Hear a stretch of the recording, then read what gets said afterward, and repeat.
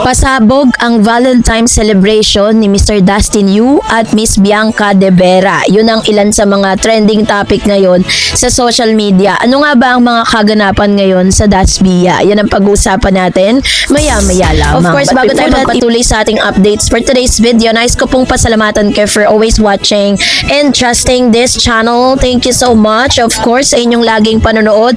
Sa lahat ng mga fans ng Dasbia na lagi pong nakaabang sa mga updates po natin.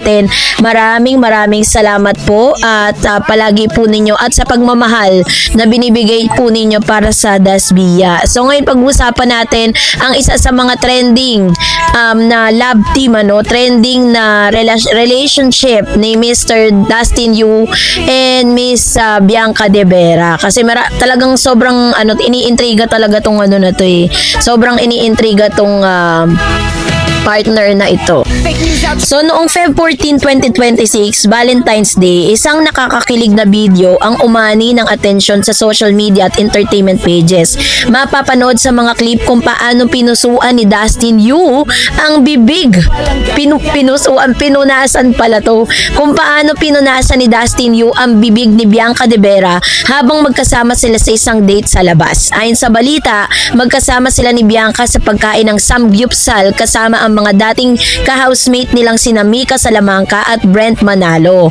At may viral na fans footages kung saan tahimik ngunit malumanay na inaalagaan ni Dustin si Bianca sa simpleng kilos ng pagpuna sa labi nito habang kumakain. So ang ganitong viral moment ay agad na pinag-usapan ng fans ng love team na kilala bilang Dasbia or Dustin plus Bianca. Isang love team rumored couple na unang tumatak sa publiko dahil sa kanilang pagsasama sa Pinoy Big Brother Celebrity Collab Edition. Ang pinanggalingan ng Dasbia phenomenon bago pa man maging viral ang kanilang Valentine's Day moment, kilala sina Dustin at Bianca bilang dalawang personalidad na nag-uumpisang sumikat dahil sa kanilang stint na reality show na Pinoy Big Brother. Sa loob ng bahay kitang-kita ng malalim na koneksyon ng dalawa at hindi lamang bilang magkaparehas at challenges kundi pati na rin sa emosyonal na mga eksena. May mga ulat na nga na nasa loob ng PBB house, kapansin-pansin ang tunay nilang pag-uusap at pagkalinga sa isa't isa sa mahihirap na gawain kasi lagi silang partner. Pati na rin sa mga tender moments na umaantig sa puso ng mga manonood.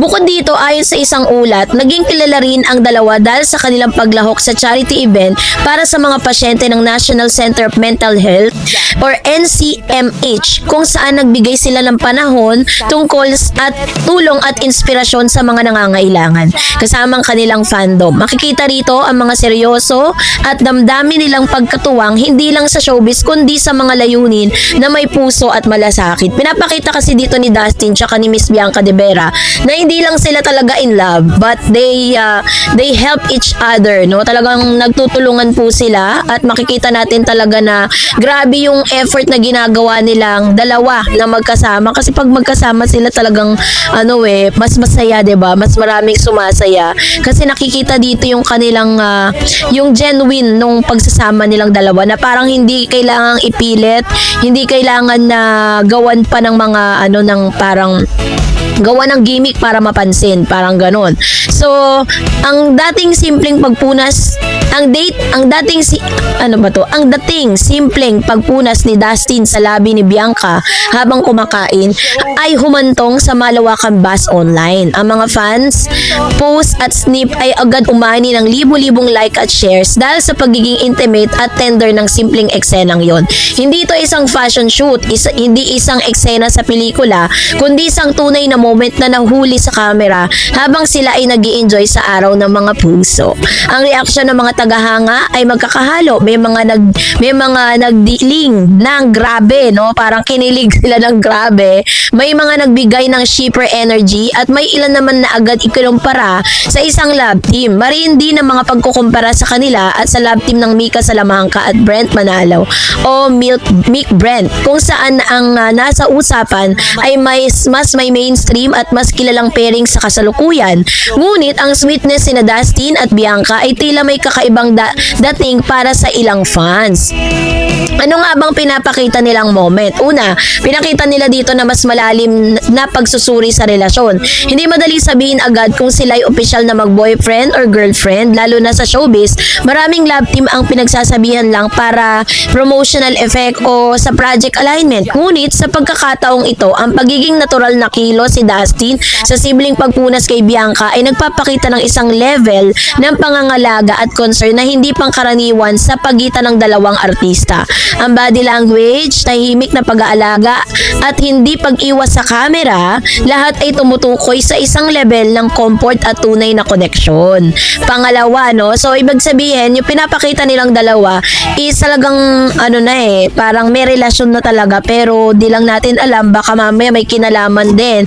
Yung kanilang management sa minsan pinapakialaman din ng management yan na huwag muna kayong aamin, ganyan. Kasi maraming mga plan kasama sa contract nyo yan, ganyan, diba? Sabi dito, fan culture at social media influence. Hindi lamang sa showbiz nagiging malaking factor ang mga viral moments. Ang fandom culture mismo ang naging puwersa sa paghubog ng narrative. Maraming fan communities, lalo na sa mga platform gaya ng Reddit or X, ang talagang nagbubuo ng mga threads tungkol sa Dasbia, kung saan may mga positibo at negatibong reaksyon at may mga fans at supportive na nagpapahayag ng kilig at pagmamahal sa kanila.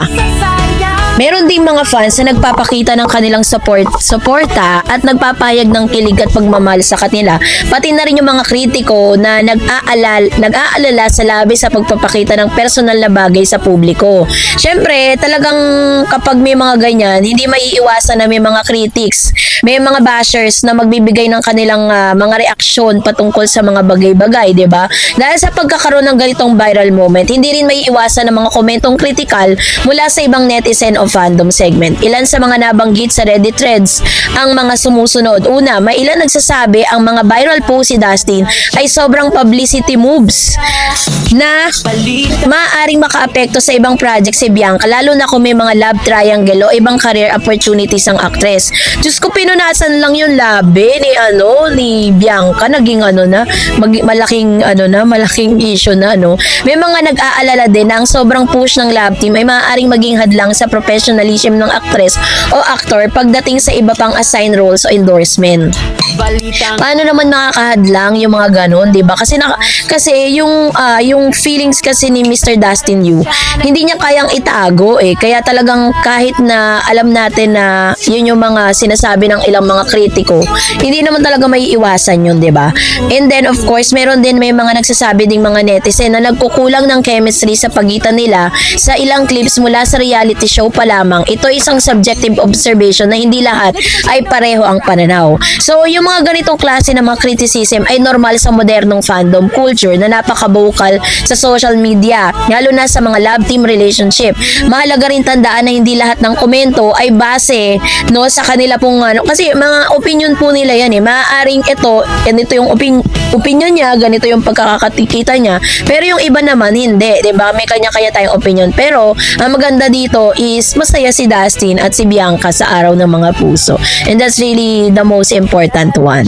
So that's it for today. For more videos and updates, please don't forget to like and subscribe, and please don't forget to follow my Facebook page, Dar Eds TV and Dar Eds channel. God bless everyone.